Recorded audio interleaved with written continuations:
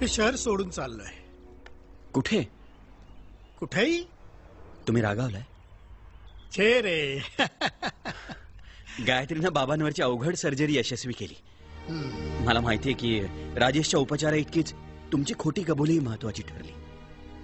मी कोणत्या शब्दात तुमचे आभार मानू मला कळत नाहीये. खरंच खूप मोठं मन लागतंय.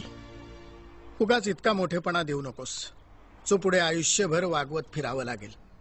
मोकळेच राहू दे.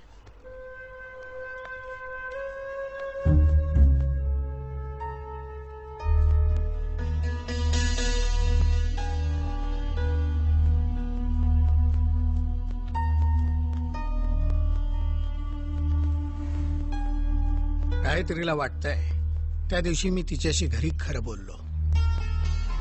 तुला वाटलं हॉस्पिटलमध्ये मी तुझ्यासाठी तिच्याशी खोटं बोललो.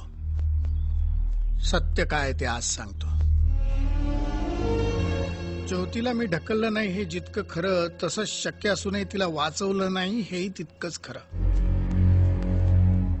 पायरीवरून पाय घसरलेल्या ज्योतीनं जीवाच्या आकांतानं आधारासाठी जेव्हा हात पुढे केला तेव्हा फक्त विनंती होती तिच्या डोळ्यात. तिला वाचवण्याची शक्ती होती माझ्यात, फक्त इच्छाशक्ती कमी पडली. हे होतं मनात आत कुठंतरी. म्हणून कदाचित शिक्षा भोगू शकलो असेल मी.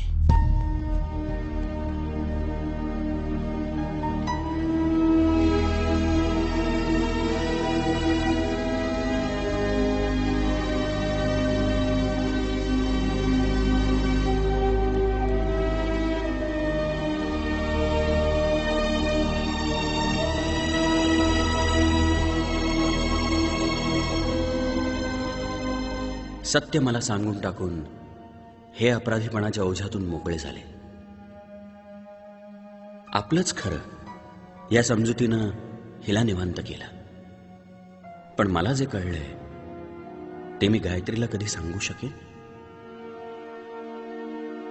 शेवटी हेच खरं की जर सत्याचा शोध हा जगण्यातला अडथळा ठरू लागला तर तो बाजूला सारून पुन्हा नव्या उमेदीनं जगणं हेच महत्वाचं.